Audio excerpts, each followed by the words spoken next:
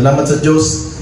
Kahapon din ay naging maayos ang pag-uusap, discussion, sharing, lalo kay Pastor Fidel, at nakita ko din ang mga pasasalamat at testimonya ng mga iilan na sinasabi nga nila ay naging kapakinabangan ito sa kanila. Sabi pa nga ng isang preacher, and I quote, "Ngayon ko lang narinig itong biblical na turo." Sabi niya, at naging maliwanag sa akin ang mga turo ninyo at ako ay tunay na nakinabang. Kaya salamat sa Diyos, no, sa mga gawain na ito at ginagamit ng Diyos. At hindi lang to yung nakikinabang dito sa turong ito, kaya ang ilan ay nakikinabang din. So alam niyo po, para sa akin, sa observation ko ay nagkaroon nito ng pagpukaw, nag-steer sa kanilang sarili para magkaroon po sila ng interest para malaman pa talaga ang katotohanan. Kasi parang nabaguhan sila. Ganun ba yun? Galing nga, parang ganun yung naging impression, no? At sa teksto ng ating nabasa sa scripture reading verses 20 to 26, kapansin-pansin ang naging senaryo dito, kung saan may mga nagtangka din na makilala pa si Jesus sa personal, at nais nilang makita nga si Yesu Kristo. Sabi nga sa verses 20 to 23, kung may mga Biblia kayo dyan, kabilang sa mga umahon upang sumamba sa kapistahan ay ilang mga Griego. Ang mga ito ay lumapit kay Felipe na taga Bethsaida ng Galilea at sinabi sa kanya, "Ginoo," sabi ng mga taong ito, "ibig sana naming makita si Jesus." Nagkaroon sila ng interest. Gusto nilang hanapin at makilala at makita ng personal si Yesu Kristo. Sinagot sila ni Yesu Kristo. Sinabi, dumating na ang oras upang ang anak ng tao ay luwalhatiin. So habang dumarami ang naghahanap kay Jesus dito, dala ng kanyang kasikatan, dahil nabalitaan na ng maraming tao ang kanyang mga ginagawang mga tanda, mga himala. Ang naging epekto nito ay naging malinaw din sa kanya ang realidad na he was 1 foot in the grave sa kanyang kamatayan. Dahil nga nagkaroon ng progress na yung ginagawa niya. Parang yun din ang naging senyales na siya ay papalapit at papalapit na sa kamatayan. Sinabi niya, dumating na ang oras na ang tao ay luwalhatiin. Ang tanong, ito nga bang tumutukoy nga ba sa kanyang nalalapit na kamatayan? Ito ba ay tumutukoy sa kanyang kamatayan? Sagutin natin ito maya-maya lamang. Pero sa title nga ng sermon natin ngayon, consider this: sa kamatayan ni Kristo, nagniningning ang kaluwalhatian ng Diyos sa Ebanghelyo. At meron akong dalawang mahalagang puntos na nais kong ibahagi sa atin dito. Ang kamatayan ni Kristo ay nagbunga ng kaluwalhatian at buhay na walang hanggan. Ang tunay na alagad ay nagsuko ng kanyang sarili sa pagsunod kay Kristo, kahit sa gitna ng pagsubok o kamatayan. Kahapon po, sa mga puntos na ibinahagi sa atin ni Pastor Fidel, ay lalong luminaw ang katotohanan na walang mangyayaring pagtubos labas kay Kristo. Hindi pwedeng magkaroon ng pagtutubos labas kay Kristo. Sabi nga sa Acts 4:12, walang kaligtasan sa kanino paman, sapagkat walang ibang pangalan sa ilalim ng langit na ibinigay sa mga tao na ating ikaliligtas. So, labas kay Kristo, walang kaligtasan. Kaya ito ay paanyaya sa lahat na makipag-ugnayan kay Jesucristo. Hindi ka makipag-ugnayan kanino man. Walang kaligtasan kahit pa man sa mga disipulo niya. Wala. At isang aral na naging maliwanag sa atin ay ang katotohanan ng ating kaligtasan ay bunga ng pag-ibig ng Diyos. Para tayo ay hinirang kay Jesucristo. Kaya kung ang tawag ng iba ay election based on foreknowledge, sa atin naman po, pagkakaintindi naman natin ay this election is based in love. Based in love, kaya ito ay tinatawag na for love. Kaya ang doktrina ng election, pagpili, ay nakabatay ito sa walang kondisyong pag-ibig at kalooban ng Diyos. Kaya ito actually ay misunderstanding sa mga nag-a-assert sa election based lamang sa foreknowledge. Ang foreknowledge sa Biblia, lalo na sa konteksto po ng Romans chapter 8, verses 29 to 30, ay hindi simpleng kaalaman lamang. Hindi siya simpleng kaalaman sa hinaharap or foresight, kundi isang personal at mapagmahal na pagkapili ng Diyos sa kanyang mga iniligtas. Kaya sabi nga po sa John 6:37, ang lahat ng ibinigay sa akin ng Ama ay lalapit sa akin. At ang lumalapit sa akin ay hindi ko kailanman itataboy. Kaya lumapit dapat kay Jesus. Dito bantayan natin ang mga pandiwang lalapit sa akin, lumalapit sa akin. Diyan sa John 6:37. Pag sinabing lalapit, ibig sabihin ito ay kilos na mangyayari pa lang. Future. Pag sinabi naman lumalapit, ito ay kilos na naggaganap nasa kasalukuyan. Present. Kaya kung papansinin po natin, dito sa mga paliwanag na ito, ang mga kahulugan na ito, pasok ito sa larawan ng superintending work of God sa kanyang election. Ibig sabihin, ito ay providensya niya. Kahapon na pag-aralan din po natin ang kahulugan ng decree, or sa theology ay predestination at ang providence ng Diyos. Kaya mahalaga po na we rightly distinguish between God's decree o God's purpose or God's plan sa eternity past, at yung performing o maisakatuparan na of this decree, yung plan sa history. So eternity and history. Sa history, dito ni ginagawa yung execution na ginawa na plinano sa eternity, particularly sa providence o redemption.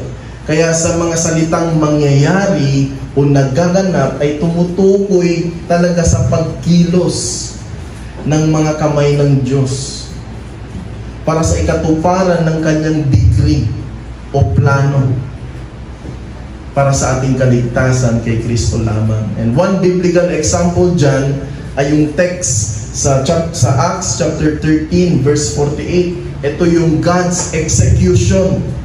Acts 13:48, God's execution. Sabi doon sa Acts 13:48, ano sabi doon? As many as were ordained. Yun ang decree. Yun ang decretive will of God. To eternal life, okay? As many as were ordained to eternal life, believe. Naniwala sila, sumampalataya sila, and that is history. So, eternity, decree, and sila ay naniwala. That was part of God's providence, yung history. Kaya nga pag sinabi natin decretive will ng Diyos, ito ay sovereign will ng Diyos, which is hidden in the inscrutable purpose of God. Sinabi yan sa Romans chapter 9 verse 11. Sinabi doon, ito ay ang soberanong kalooban ng Diyos na nakatago sa hindi natutuklasang layunin ng Diyos. Nakatago daw siya. Kaya ano sabi sa Deuteronomy chapter 29 verse 29? The secret things belong to the Lord our God, but the things that are revealed belong to us, to our children forever, that we may do all the words of this law. Kaya ibig sabihin, yung sikreto, yung misteryo, yun yung decretive will of God. Hindi mo pwedeng i-inquire gamit yung knowledge doon. Dahil masyadong misteryo yun. Misteryo yun para sa atin. At Diyos lang ang nakakaalam nun. Kaya marami nagtatanong, bakit ganun? May pinili ang Diyos. Ikaw muna, hindi kasama. Hindi totoo yun Di ba? Kaya nga hindi nila lubos maintindihan. Bakit kailangan mong intindihin yung mga bagay? Kasi Diyos lang yun. Okay? So, pag sinabi natin preceptive will, yun yung commanding o yung nireveal ng Diyos. Because it is the will of God which is revealed for man's knowledge and obedience. So that is the preceptive will. So kung may decretive will, yun ay plano ng Diyos. Yung preceptive will, yun ay nireveal sa atin sa pamamagitan ng salita niya. At yung preceptive will na yan, pwede din i-reject ng tao yan. So, decretive will naman, pag sinabing decretive will, ang biblical reference dyan ay sa Romans 9:11. Kaya nasabi dyan, sapagkat bagaman ang mga anak ay hindi pa isinisilang at hindi pa nakagawa ng anumang mabuti o masama, upang ang layunin ng Diyos ay manatili alinsunod sa kanyang pagpili. So, dahil yun ang plano ng Diyos, mangyayari at mangyayari talaga. Napag-usapan natin, napag-aralan natin during the Bible study, kapag may pinili ang Diyos, mangyayari at mangyayari talaga ang kanyang kaligtasan. Hindi matutupad talaga yun. Kaya kung i-analyze nyo po ang mga initial na inilahad ko po sa inyo, at tulungan nawa tayo ng Diyos dito para maunawaan natin ito. Ang binitawang salita ni Jesus sa verse 23, dumating na ang oras upang ang anak ng tao ay luwalhatiin. Ito ay pasok sa unang aral natin. Anong unang aral natin? Ang kamatayan ni Kristo ay nagbunga ng kaluwalhatian ng Diyos sa paglaganap ng Ebanghelyo. So dito, hindi lang niya tinutukoy ang kanyang kamatayan sa cross. Bagamat ito yung general interpretation, majority ay ito ang tinutukoy daw ni Jesus na ay patungkol sa kanyang kamatayan, kundi tinutukoy niya din ang paglaganap ng Ebanghelyo sa buong mundo na sa pamamagitan ng kanyang kamatayan ay lalaganap lalo. So kung sa kanyang panahon na habang nagsasalita siya dito ay tila parang laganap na ang balita patungkol kay Jesucristo, ang sinasabi niya, ito na yung panahon. Darating na yung panahon na kapag siya ay namatay at nabuhay muli, ay lalo pang lalaganap ang Ebanghelyo sa pamagitan ng kanyang kamatayan. So ang ganda ng hope dito galing sa mind ni Christ, galing sa words ni Christ. Well, hindi ito statement ng postman na tinatawag na theonomist. No, bagamat ang kanyang paraan ng kamatayan sa krus ay paglalarawan o simbolo ng kahihiyan sa mata ng mundo, pero sa plano ng Diyos, ito ang magiging daanan ng kaluwalhatian. Kaya yung kanyang kamatayan at muling pagkabuhay, magiging daanan ito ng kanyang kaluwalhatian. Lalo pa daw maluluwalhati ang Diyos. Lalo pa daw maluluwalhati. Dito, maliwanag. Nakikita ko ang outworking ng predestination, sa providence ng Diyos, dahil itong daan ng kaluwalhatian. Ito exactly ang significance sa kamatayan niya. Una, hindi lang para sa pagtubos sa kaligtasan natin or pagsunod o obedience din ni Jesus sa will ng Diyos, even to the point of death. At sinabi nga yan sa Philippians chapter 2 verse 8, sabi doon, and being found in human form, He humbled Himself by becoming obedient to the point of death, even death on a cross. Ano sabi sa Tagalog? At palibhasay natagpuan sa anyo ng tao. Siya'y nagpakababa sa kanyang sarili at naging masunurin hanggang sa kamatayan. Nagpakababa. Ang Diyos na maluwalhati ay nagpakababa at naging masunurin. Maging sa kamatayan man sa krus. So, hindi lang limited sa cross in His actual death, maging pa man sa aspeto din ng kamatayan ay nagbunga ito ng kaluwalhatian ng Diyos sa paglaganap pa ng Ebanghelyo. So maintindihan natin dito ang after effect ng kanyang kamatayan, na nagkaroon ito ng mabiyayang epekto sa paglaganap ng Ebanghelyo. At nagbunga ng namumungang kaluwalhatian din. Bakit? Because through His resurrection, dahil nabuhay siyang muli, akala ng Diablo ay tuluyan na nilang natalo si Jesus sa kamatayan. Hindi pala. Siya ay muling nabuhay. Akala ng Diablo, nung pinako si Jesus sa krus, ay panalo na siya. Namatay na yung Diyos. Pero hindi niya alam, after 3 days na buhay muli. Base din sa talata, sabi nga doon, tulad ng butil ng trigo na kailangang mahulog sa lupa at mamatay upang mamunga. Diba ganun naman?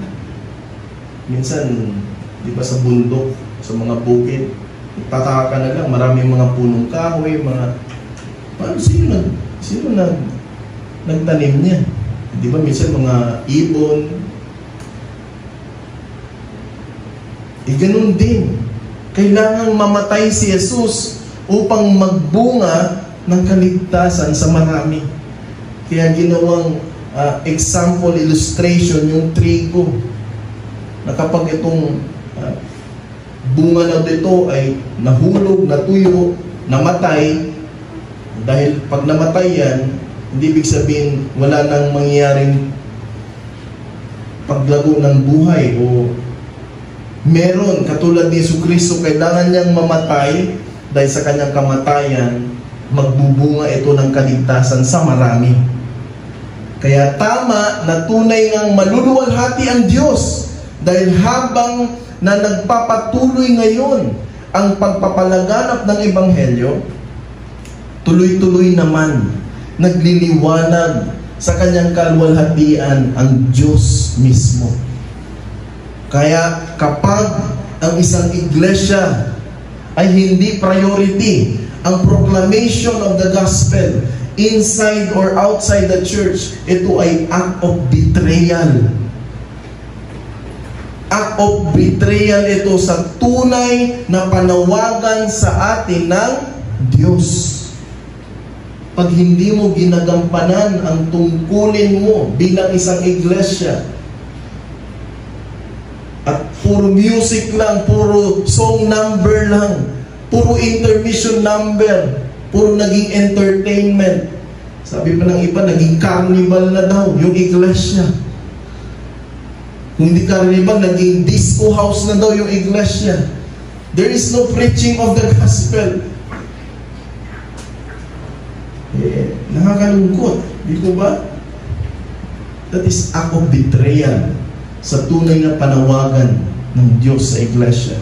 Kaya God is most glorified when the gospel is regularly and faithfully preached.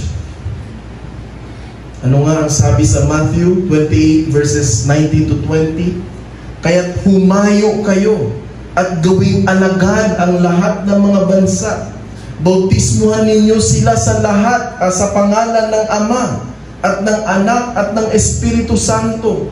Turuan ninyo silang sumunod sa lahat ng iniutos ko sa inyo. Tandaan ninyo, ako'y laging kasama ninyo hanggang sa katapusan ng panahon. Ano yung punto dito? Hindi natapos ang ebanghelyo sa krus. Ito ang naging simula ng kaligtasan ng marami. At sa parehong paraan, ang ating mga pagsubok sa paglilingkod kay Jesus ay maaaring magbunga din ng espiritual na pag-unlad at pagpapalagana palalo ng ebanghelyo kapag tayo ay patuloy na humahayo.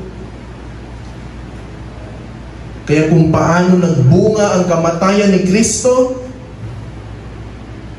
ng maraming kaluluwa, tayo rin ay tinatawag na maging binhi sa mundo.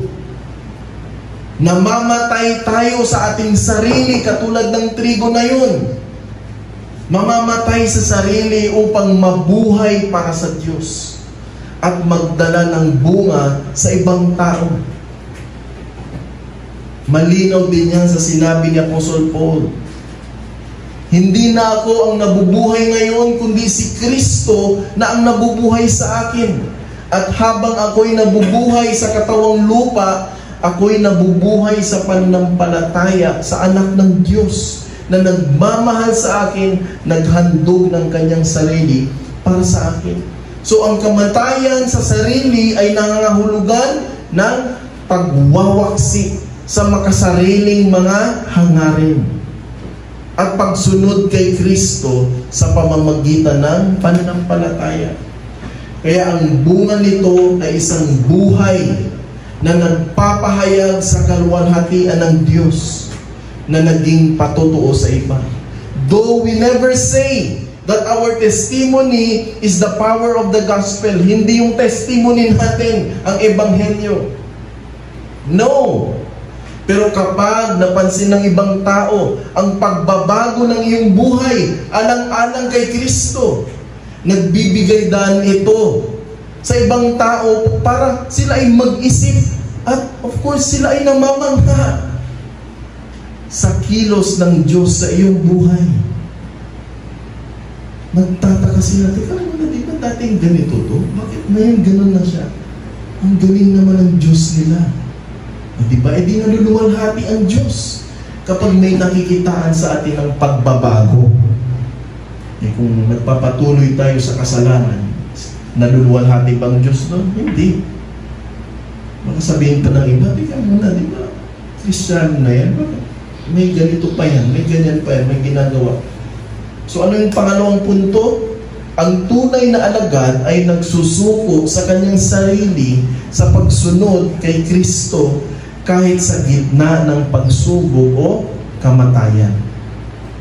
Ang mga salita ni Jesus sa John 12:25-26 ay hindi lamang ito tumutukoy sa kanyang sariling sakripisyo, kundi isang paanyaya sa mga alagad na sundan siya sa daan ng krus.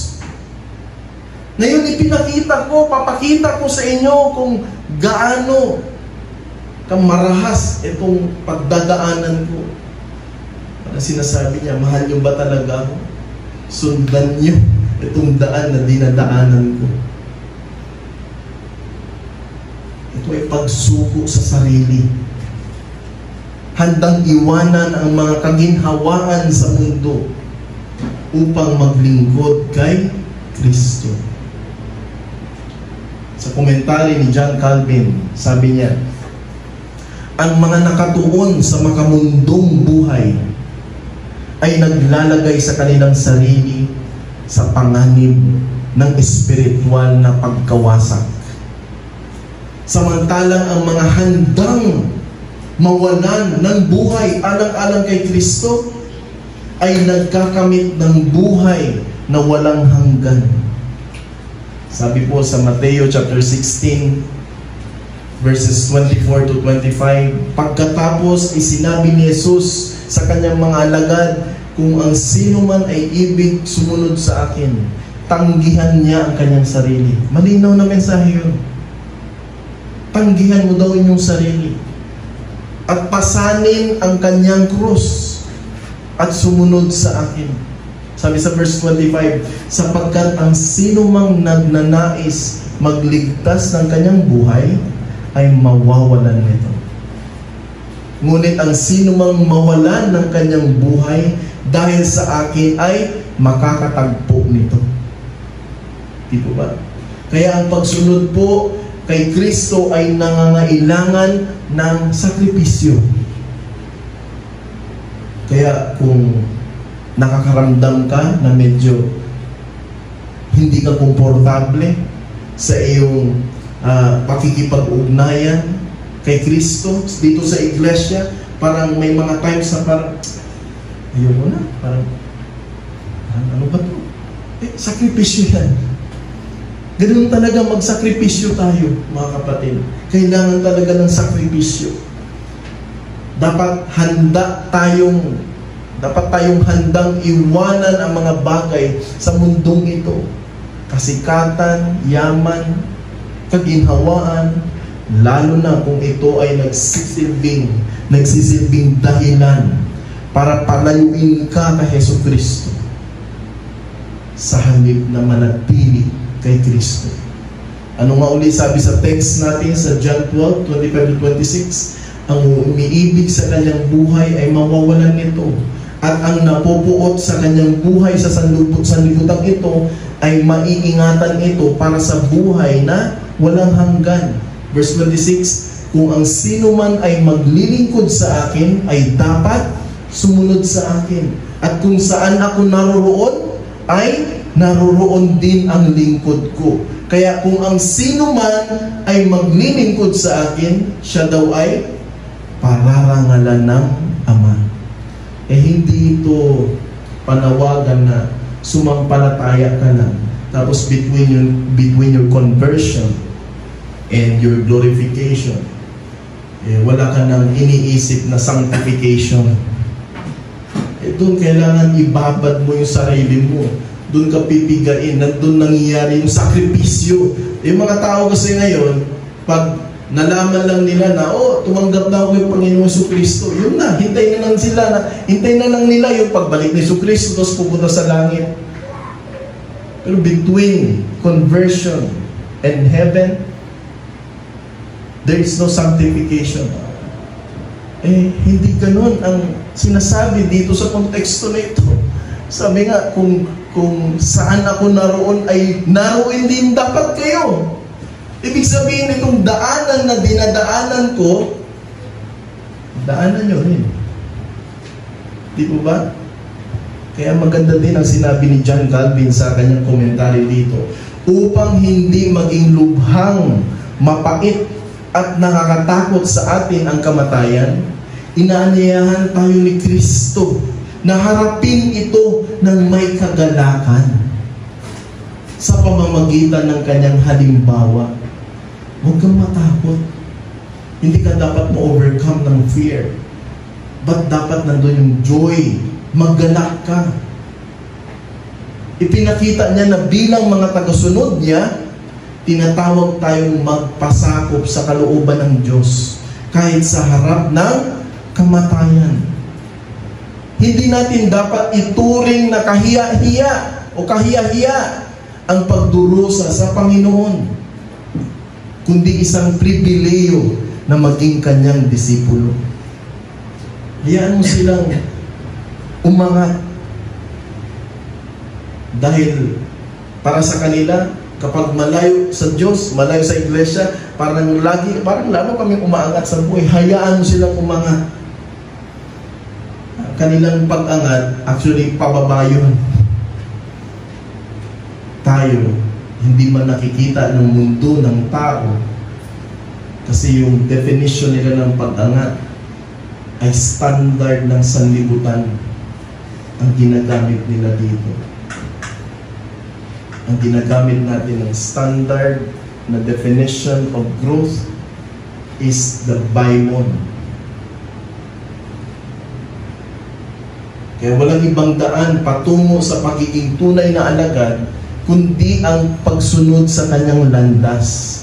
Kahit ito ay humantong sa sakripisyo o kahit pa man sa kamatayan. Sa halip na umiwas sa cross, dapat pa nga nating hangarin na magdusa alang-alang kay Kristo. Sapagkat ang ating pakikibahagi sa kanyang pagdurusa ay nagdadala din sa atin sa kanyang kaluwalhatian. Kaya ang maliwanag na panawagan po dito sa atin, ang pagdurusa ay bahagi ng pagsunod kay Kristo. Bahagi yan. Hindi mo dapat ipinagtataka yan dahil bahagi ang pagdurusa sa pagsunod kay Jesucristo. Kaya bilang mga tagasunod ni Kristo, hindi tayo exempted sa pagdurusa. Hindi po. Ang pagiging Kristiyano ay nangangahulugan ng pagpapasakop sa landas na itinuro ni Jesus sa atin. Kahit ito'y magdulot pa ng matinding problema, sakripisyo, pagsubok. Ang pagtitiis ng paghihirap para kay Jesucristo ay tanda ng ating pagiging tunay na alagad. At ang pagdurusa ay nagiging magaan din. Nagiging magaan kapag iniisip nating kasama natin si Kristo sa paglalakbay na ito, sa lakbay na ito. Kaya ang mga Kristiyano ay hindi nag-iisa sa kanilang pagdurusa. Hindi tayo nag-iisa sa ating pagdurusa sapagkat kasama natin si Jesucristo. Kaya kapag naalala natin, dinaanan na ni Kristo ang landas ng paghihirap at sakripisyo, nagiging mas madali sa atin na harapin ito. Dahil nadaanan ni Jesucristo yan. And meron tayong Diyos na who can sympathize with us. Ang kaalaman ng ating mga paghihirap ay may kaluwalhatian din sa dulo na nagbibigay sa atin ng pag-asa. Kaya mga kapatid, bilang hamon sa atin lahat, si Jesucristo, ipinakita niya ang halimbawa paano natin siyang paglingkuran. Ipinakita niya ang halimbawa paano natin paglingkuran ang Diyos ng may katapatan at kababaang loob kahit pa humantong ito sa matinding sakripisyo at kahit pa man sa kamatayan. Ipinakita na niya. Kaya ano yung panawagan sa atin? Tularan natin si Jesus. Tularan mo si Jesus. Hindi ang ibang tao, gaano man kaganda yung kanilang kwento, hindi sila yung tutularan mo. Si Jesucristo yung tutularan natin mga Kristiyano. So sana naging maliwanag itong mensahe po sa atin lahat. Tayo po ay manalangin. Dakilang Diyos, Ama namin na sa langit, kami ay lubos na nagpapakumbaba at nagpapasalamat dahil pinakita nyo sa amin ang daan tungo sa kaluwalhatian na kami ay maging tapat sa amin pong pagsunod sa inyo. Hindi man madali ang lakbayin ito, ang aming pong paglilingkod sa inyo. Subalit alam namin, dahil dinaanan nyo ito, ay kasama nyo rin kami dito. Hindi kami nag-iisa, kasama nyo kami dito. Kasama namin kayo, Diyos. Kaya patuloy nyo po kami pagtibayin sa aming pong pananampalataya para sa nag-iisang layunin, and that is for the praise and glory of our Lord Jesus Christ. Salamat po Diyos sa mga mensahe ito. Pagpalain niyo po kami. Ito po sa magdalangin sa tayong pangalan ng Panginoon Jesus. Amen at amen.